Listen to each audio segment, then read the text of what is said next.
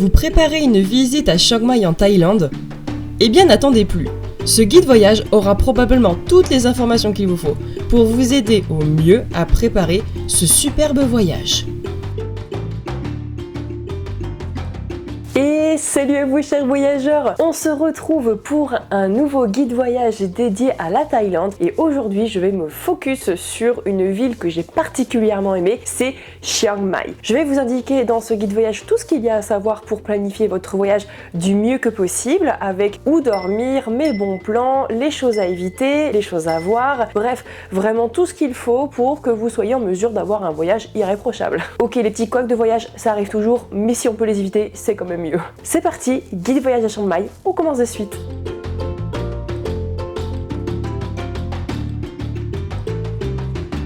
Avant toute chose, si vous êtes intéressé par la Thaïlande ou par d'autres destinations que je qualifie de plus créatives, je fais des vlogs voyages et des guides sous format vidéo sur cette chaîne. Je suis une voyageuse passionnée qui partage tout ça sur cette chaîne, donc si ça vous intéresse, n'hésitez pas à vous abonner, ça fait plaisir. Commençons par le commencement.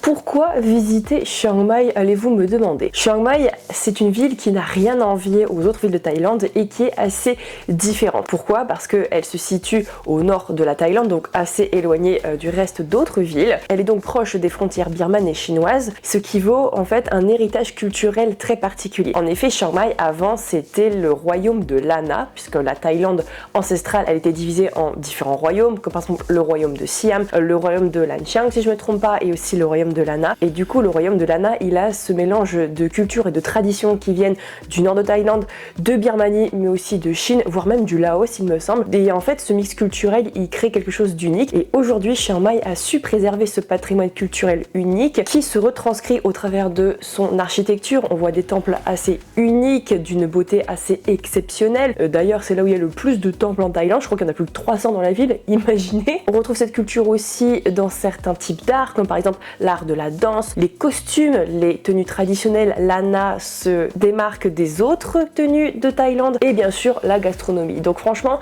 rien que pour cet héritage culturel, ça vaut le détour. Et Chiang Mai aussi, ça se situe au nord, donc pas très loin de plateaux montagneux, ce qui veut dire que la nature est particulièrement florissante. Vous allez avoir ce contraste avec les temples, mais aussi avec cette nature très verdoyante et ce qui en fait un parfait centre de recueil pour tous les éléphants de Thaïlande. Donc voilà, je pense que cette liste, elle donne quand même envie d'aller à Chiang Mai. Qu'en pensez-vous?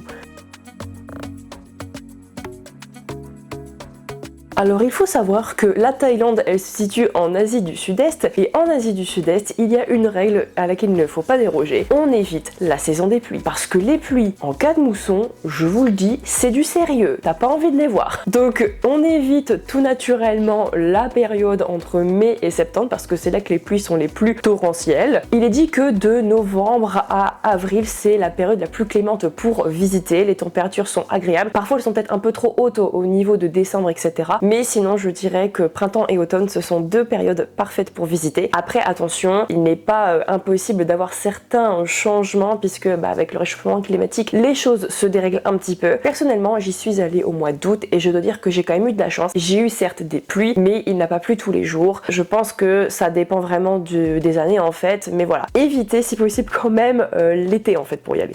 D'un point de vue température, il est dit que à Chiang Mai, il fait un peu plus frais qu'à Bangkok, qui est plus au sud. Donc, si vous avez peur d'avoir trop chaud, sachez qu'à Chiang Mai, il fait un peu plus frais. Bon, c'est quand même chaud, mais l'air des montagnes et le fait que ce soit surélevé, eh bien, ça permet d'avoir, on va dire, des températures un peu plus fraîches. Par exemple, il y a des personnes qui viennent de Bangkok ou de villes plus au sud, au nord, pour éviter justement les hautes températures.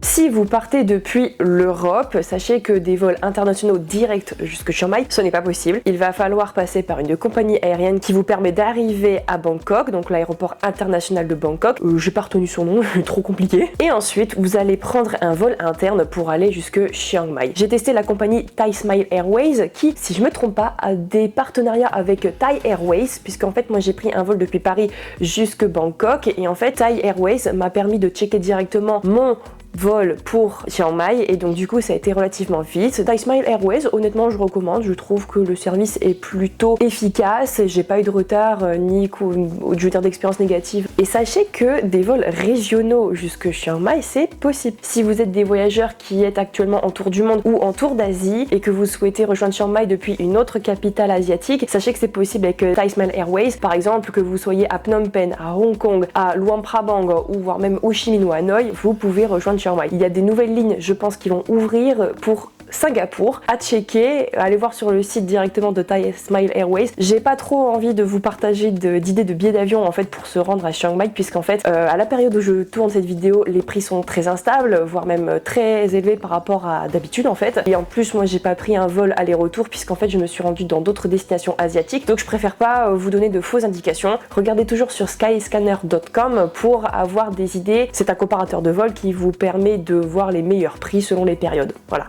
Et si vous souhaitez plutôt prendre le train pour privilégier le slow travel, sachez que vous pouvez bien sûr utiliser les voies ferroviaires pour rejoindre Chiang Mai depuis Bangkok. Donc pour ça il y a des informations sur internet. Je ne peux pas vous dire le nom de la compagnie parce que je n'ai pas testé, mais j'ai vu que les trains pouvaient durer entre 11 et 13 heures. Donc oui, ça fait un petit peu de route parce que Chiang Mai c'est vraiment pas à côté de Bangkok, donc il faut vraiment atteindre le nord de la Thaïlande pour pouvoir y accéder. Et les prix c'est à peu près entre 450 bahts ou 550 bahts, ce qui fait à peu près 13, 14, 15 euros en fait. Attention, tout change. Et pour ce qui est des formalités, si vous êtes de nationalité belge ou de nationalité française, vous n'avez pas de visa requis pour pouvoir rentrer en Thaïlande. C'est pas un gros point auquel il faut penser au départ. Mais tout de même, regardez quand même sur les sites internet des diplomaties, que ce soit diplomacy.belgium si vous êtes en Belgique ou diplomacy.gouv si vous êtes en France. Alors, Chiang Mai, elle est divisée en plusieurs parties. En fait, vous avez le Old Square, donc un peu le carré central qui est le véritable centre historique de Chiang Mai. Et tout autour, c'est construit par la suite le reste de la ville, donc un peu plus récente. Ce qui veut dire qu'il y a quand même une grande périphérie aussi à visiter. Et il y a en plus des chaînes de montagnes qui l'entourent, que ce soit par exemple le Doi Suthep, voire même à 2 heures de là, vous avez le Doi Inthanon qui est la plus haute montagne de Thaïlande. Donc il y a des choses à faire déjà à l'intérieur, à l'extérieur et encore autour dans les environs. C'est pourquoi je recommande minimum 3 jours pour visiter Chiang Mai, et encore à mon sens c'est pas assez parce que j'ai personnellement visité le Old Square et les alentours de Chiang Mai avec le Doi Suthep et d'autres temples sur les montagnes en 3 jours. Et si vous voulez ajouter d'autres activités, que ce soit par exemple visiter le Doi Inthanon ou encore aller dans un sanctuaire d'éléphants, là il faudra du coup prévoir de la route parce que c'est pas à côté, et là il faut rajouter des jours en plus. Donc franchement je dirais, moi je suis restée bien 1 semaine sur Chiang Mai et je dois dire que c'était pas de trop. Après mon expérience dans le sanctuaire, elle m'a déjà pris 4 jours, donc c'est déjà beaucoup en fait. Franchement, je dirais, si vous êtes là que pour 2 jours sur Chiang Mai, c'est clairement pas assez. Chiang Mai, ça vaut le coup d'être visité, de prendre le temps. Vous avez plein de choses à faire et à voir. Je vous l'ai dit, 300 temples, sans compter les activités. En plus, l'ambiance de Chiang Mai, elle est très détendue, très good vibe. J'aime pas quand on se hâte, quand on visite et qu'on n'a pas vu la moitié des choses, quoi.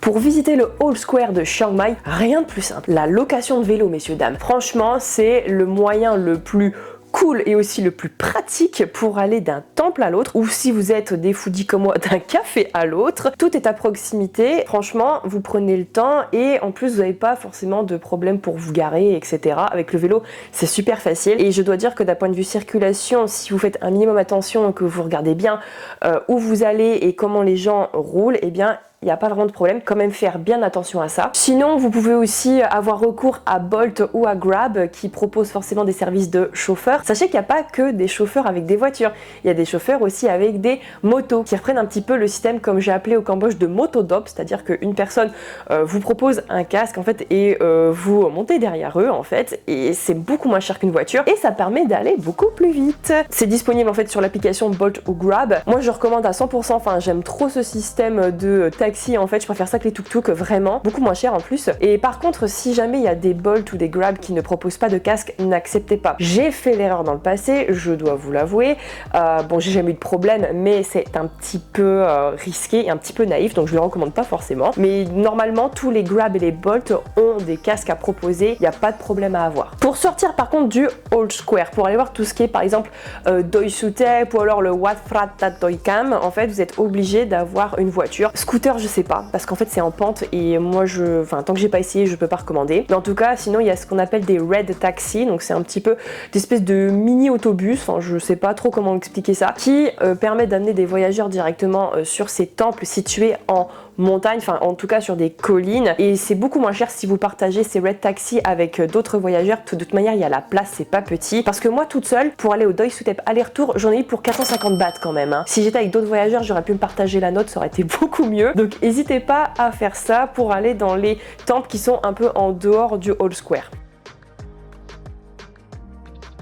Si vous voulez savoir que voir et que faire sur Chiang Mai, j'ai dédié un vlog entier à ça la semaine dernière, donc n'hésitez pas à aller le voir. Il sera donc dans le petit i et même dans la barre d'infos. En tout cas, je peux vous dire que des temples, il y en a plein. Ce n'est pas le choix qui manque, mais je vous ai quand même fait une petite liste que je vais vous rappeler rapidement ici. Il y en a 3 qui sont super connus à ne pas manquer. Il y a le Wat Phra Singh, il y a le Wat Chidi Luang, ou encore mon préféré, le Wat Chiang Mai. Mais vous en avez des plus petits qui sont moins connus, que par exemple le Wat Rajamantin ou encore le Wat Lok Moli, voire même d'autres ailleurs, enfin j'ai oublié les noms tellement il y en a, mais n'hésitez pas à vous perdre aussi dans les ruelles de Chiang Mai pour tomber sur ces temples qui sont pas très connus, qui sont parfois pas beaucoup fréquentés et qui sont tout aussi jolis en fait. Ensuite vous avez vraiment plein d'autres activités, que ce soit par exemple des cours de cuisine, hein, puisque la cuisine thaï voilà quoi. Vous pouvez apprendre des plats traditionnels, que ce soit le pad thai, le penang, le khao soi, le green curry, le tom kha gai. Franchement, il y a plein de choses. J'ai testé un cours de cuisine avec Get Your Guide qui propose des activités et des excursions un peu partout dans le monde et j'ai franchement aimé. Donc n'hésitez pas, cours de cuisine. Les massages,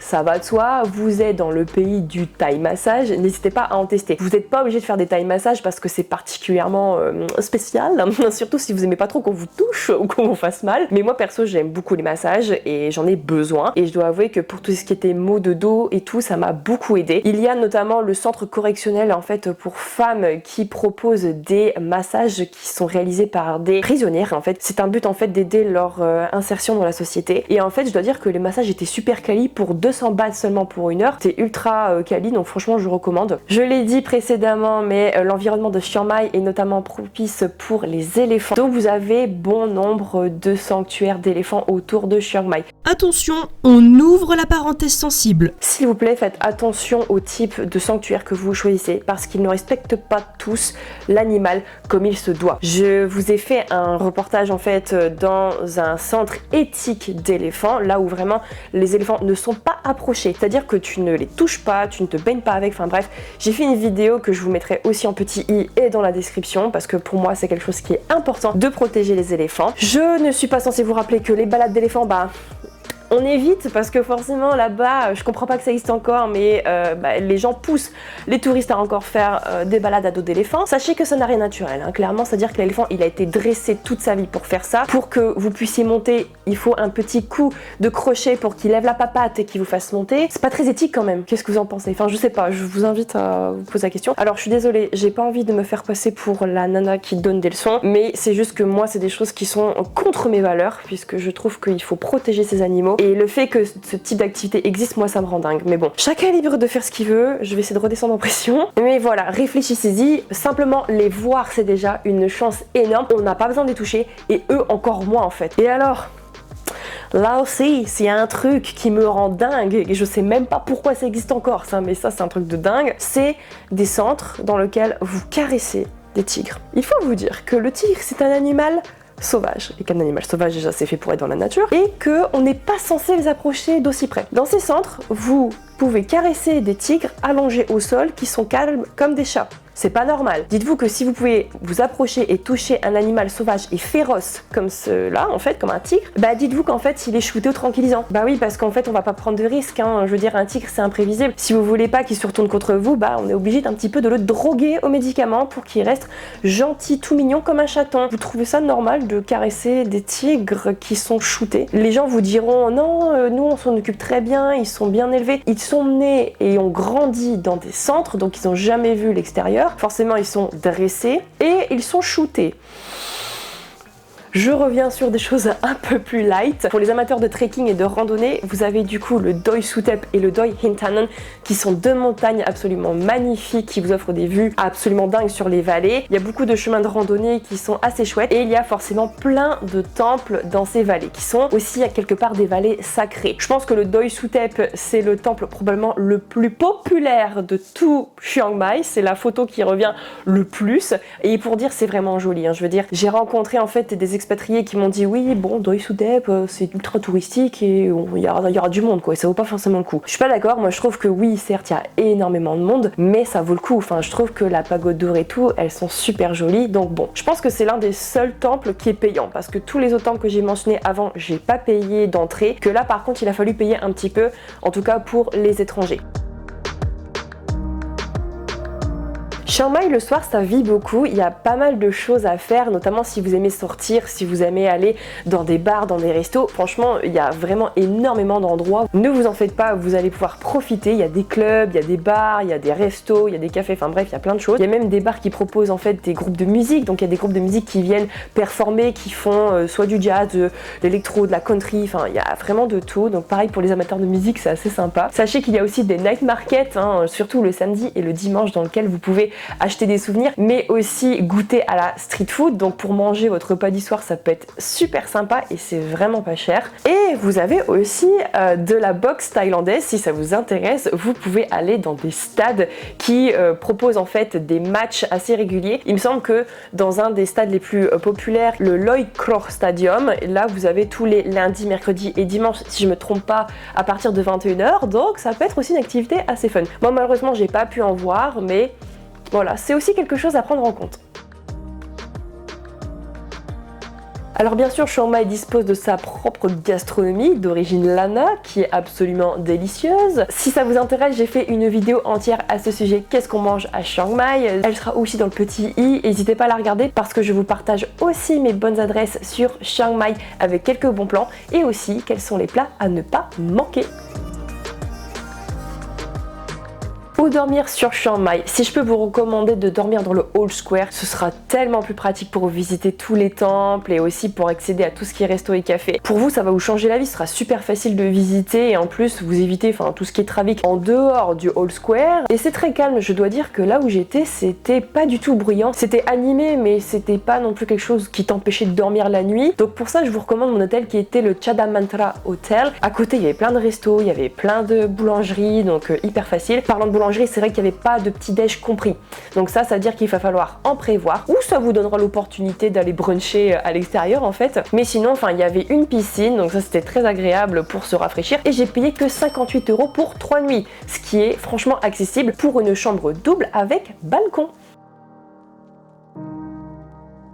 Est-ce que ça a été difficile de communiquer en Thaïlande, notamment à Chiang Mai? Eh bien je dois dire que non, j'ai pas de souvenir comme quoi j'ai vraiment galéré à me faire comprendre. Je trouve que les Thaïs maîtrisent bien l'anglais, honnêtement. J'ai pas eu de soucis particuliers. Si peut-être une fois dans un night market, j'ai posé une question mais c'était peut-être un peu trop technique par rapport à la conservation d'un produit. Et en fait, j'ai simplement trouvé quelqu'un à côté qui m'a aidé à traduire. Donc vous voyez, vous êtes jamais tout seul, vous pouvez toujours avoir l'aide des locaux. Honnêtement, je pense que pour l'anglais, il n'y a pas de problème. Et pour ce qui est communication téléphonique, j'ai pris une carte SIM de chez AIS qui est l'un des opérateurs les plus connus de Thaïlande avec TrueMove par exemple. Et en fait AIS c'est l'un des meilleurs pour tout ce qui est voyage à longue durée. Comme moi je suis restée un peu plus longtemps sur Chiang Mai et déjà dans toute la Thaïlande, en fait ça m'a permis d'avoir plus de data et une meilleure accessibilité, notamment dans le Doi Hintanen et dans le sanctuaire d'éléphants parce que là j'étais en pleine forêt et je dois dire que avec celle-là ça a été pas mal. Et pour cette carte du coup prépayée, j'ai payé à peu près 18 € je pense, c'était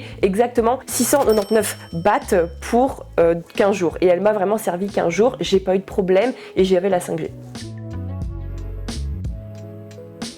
Comment s'habiller pour aller dans les temples? Je fais un petit point ici parce que j'ai encore vu trop de personnes ne pas respecter la règle et qui s'en foutent clairement et qui se disent oh bah tiens mince alors je peux pas visiter et ils se doivent d'acheter une écharpe en fait pour se couvrir la taille. Mais oui parce que en fait pour visiter des temples bouddhistes en Thaïlande il faut se couvrir les épaules et les genoux. Ce que j'ai fait c'est que j'ai mis ce type de tenue pour aller en Thaïlande. C'est une robe longue et légère, fluide, franchement tu es couverte, donc tu respectes bien la religion et t'as pas trop chaud, donc franchement je vous dis, pour les filles, prenez une robe quoi. Non seulement c'est joli et c'est super pratique. D'un point de vue sécurité, franchement, pour moi c'est ultra safe. Après, est-ce que c'est parce que j'ai l'habitude de voyager seule en Asie? Je sais pas, mais sachez que c'était la première fois que je mettais les pieds sur le sol thaïlandais et je n'ai absolument senti aucune insécurité. Le soir, je me promenais toute seule dans les rues pour aller dans des night markets, enfin bref, pour aller me promener et tout. Je n'ai jamais eu de problème. Franchement, je recommande à 100% pour toutes les voyageuses solo de visiter la Thaïlande ou du moins de commencer. Faut quand même faire attention, je veux dire, parce que j'ai quand même entendu certaines histoires, notamment sur Bangkok, où là vous pouvez par exemple être entraîné dans certains trucs où les gens vous font mettre de la drogue en fait dans votre verre. N'acceptez jamais le verre de quelqu'un que vous ne connaissez pas franchement, mais je veux dire dans le sens où si vous faites attention, si vous écoutez votre gut feeling, donc vraiment votre instinct, vous pouvez vous en sortir sans problème. Est-ce que c'est parce que j'ai l'habitude et que du coup je me rends pas forcément compte, mais moi je vous dis je n'ai rien senti d'un point de vue insécurité et je recommanderais vraiment la Thaïlande, du moins Chiang Mai, peut-être pas Bangkok mais au moins Chiang Mai pour visiter en tant que voyageuse solo.